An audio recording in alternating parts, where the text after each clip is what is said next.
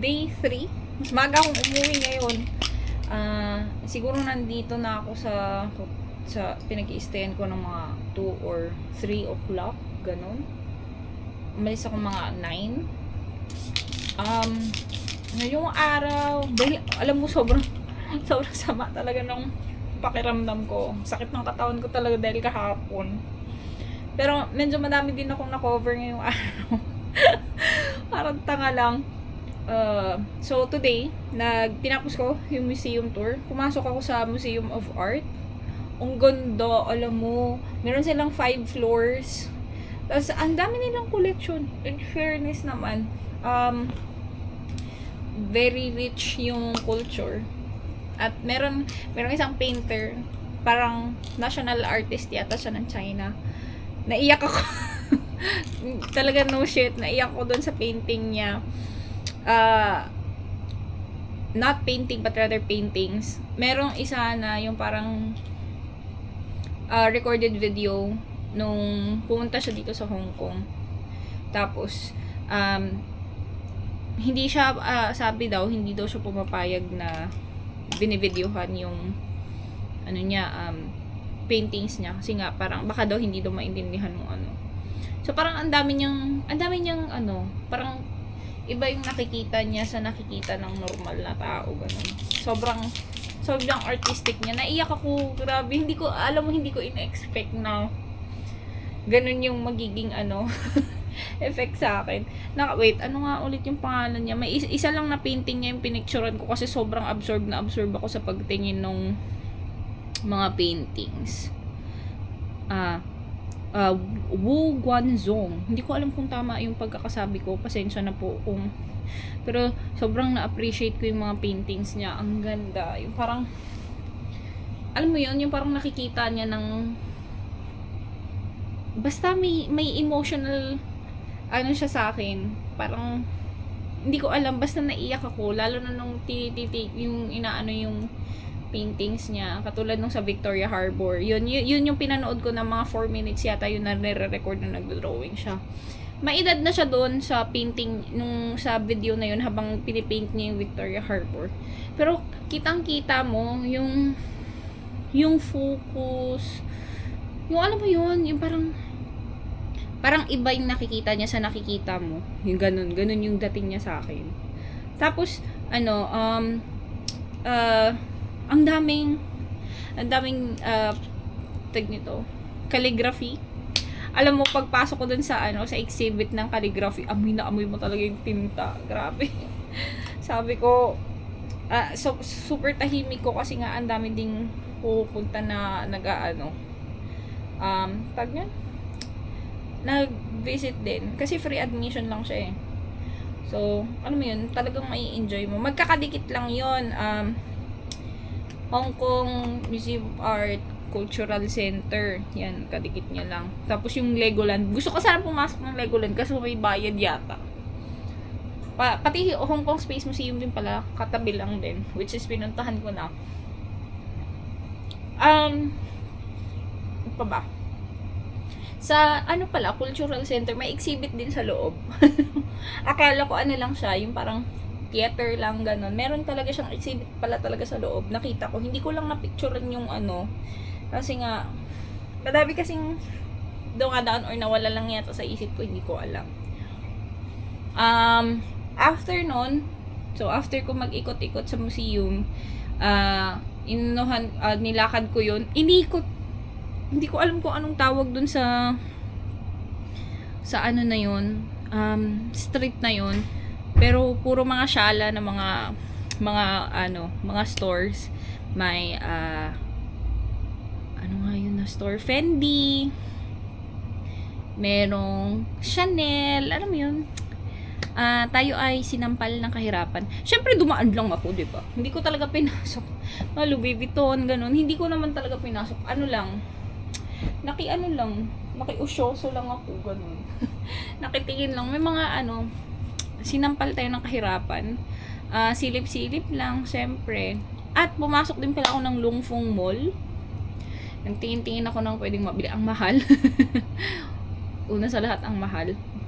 Wala sa budget. Pero, bumili pa din ako ng itong sabon. Kasi wala lang. Para pasalubong sa tatay ko. Ayun. Saan pa ba? Tapos ako ay nakahanap ng kainan. Kumain ako ng braised pork. Ang sarap, grabe. Ang sarap. Yun na, nagkanin ako today. Which is, yehey! Nagkanin ako. Parang pangatlong araw ko na sana na hindi nagkakanin today. So yun nga, hindi ko maalala kung ano yung pangalan ng store. Pumasok lang ako kasi marami kumakain doon. Tapos yun nga, meron silang braised pork.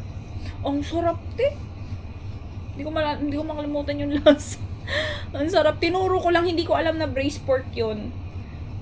Pero sabi ng Google nung pinicturean ko kasi no English, hindi nag-i-English yung tendera doon sa pinagbilhan ko. Basta nadaanan ko lang siya. Nasa nasa kanto-kanto. Yung alam mo yun yung sa sulok na ng Hong Kong. Basta likodan na siya ng nung city. Ganun. Nilakad ko nga talaga siya. As in talagang lakad era ako today. Ngayon, doon ako kumain. Siguro kung nadala ako kahapon. Kasi nga nung kumain ako kahapon ng agahan dun sa yung nag-noodles ako kahapon, pinagtitinginan kasi ako ng mga kumakain din ng mga local. Syempre, na-awkwardan ako. So, pagkakuha ko ng pagkain, kinuha ko na lang, tapos kumain na lang ako. Ang sarap talaga, promise. Alam mo, kung hindi lang nahihiya, sana parang pinicturan ko na. Nawala na din sa isip ko kasi nga parang ngayon na lang ulit ako nagkanin. Parang hindi ko kinaya na ilang araw na ako hindi nagkakanin. Ang sarap ng braised pork. Hindi ko makalimutan yung lasa. Ay, alam mo, parang babalikan ko yung tomorrow. Ewan ko. Ang sarap. Pero medyo malayo nga siya dito. Ilang minutong lakarin din. Siguro mga 20 minuto din. Nakalimutan ko yung alam mo, naligaw lang talaga ako doon. Sana mabalikan ko siya tomorrow. Hindi ko alam kung makakabalik ako. Ngayon, gabi, hindi ko alam kung lalabas ako. Kasi nga, ang sakit pa rin ng binti ko. Puro din ako lakad doon sa museum. In fairness naman, ang ganda. Bukas, alam mo, kasi nagtanong talaga ako kung magmamakao ba ako. Tawag niya, yung pinagtanungan ko din, yung sabi, magmakao ka na yung ganyan yata. Gusto ko lang namang mapuntahan yung lugar, parang picture lang. Pero ngayon, nagdadalawang isip ako kasi may nakita ako na temple na malapit lang dito sa TST. So, baka yun na lang muna yung puntahan ko. Pag may time pa ako, why not mag-Macau, diba? Pero yun nga, hanggat hindi pa clear yung instruction, hindi ako pupunta kasi ayoko maligaw. Naligaw nga ako na dito lang. Pero good thing din na naligaw ako kasi nga nahanap ko yung braised pork. Alam mo, pagka-uwi ko, naligo agad ako kasi nga, ang sakit ng katawan ko. So, parang mabawas-bawasan yung Ay, at saka pala bumili ako ng sa Lungfung. Kasi nagka-crack yung lips ko dito, super dry. Siya, Roto na medicated lip. Wala. Hindi to sponsored pala ha. Pinili ko lang. In fairness, mura naman siya. Parang $18 yata, dalawa. Oo, yun.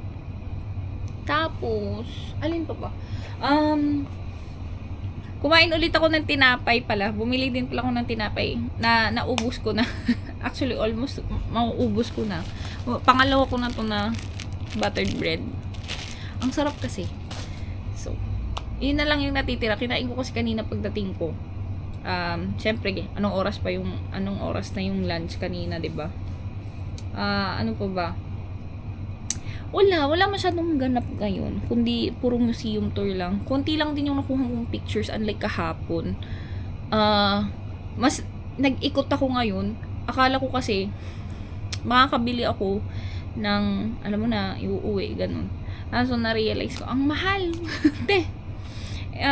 Nag-check ako ng mga ref magnet. Yung ref magnet, no, limang piraso or 6 na piraso, 100 HKD. Sabi ko, wag no, Diyos ko Lord naman, no.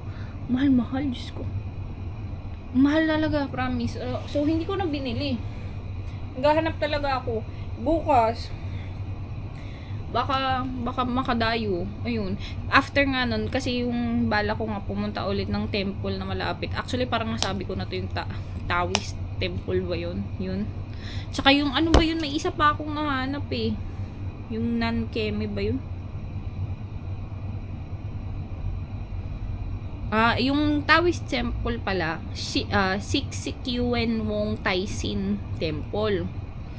Tapos, yung isa pa na pupuntahan ko, yun, Nanlian Garden. Nasa ano lang siya. Saan ba to?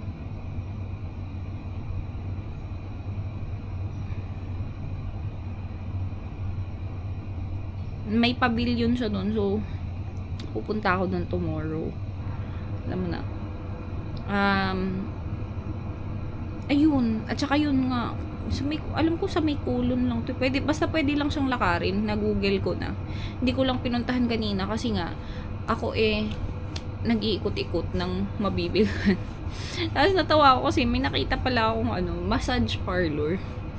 Tapos, nakalagay dito talaga sa baba, sa entrance, massage parlor. Tapos, tingin ka lang ng bahagya sa baba nung massage parlor na name, sex shop. Sabi ko, grabe naman to, lantaran talaga. As in, naka talaga sa sobrang paglalakad-lakad ko. Napunta talaga ako sa mga sulok-sulok, which is very surprising. Yun lang naman. Ano pa ba? Ang sarap ng braised pork. Ang sarap. Parang, sa ilang araw ko nandito, yun yung pinakamasarap na kinain ko. Sana makakain ako ulit. At hindi pa rin ako nakapunta ng Eat More. Sabi ko, itatry ko siya. Kasi may kanin nga doon. Anyways, nakapagkanin naman ako kanina. Braised pork. So, siguro mag-noodles na lang ulit ako. Maya-maya, lalabas ako kakain. Ayun lang. Bye-bye.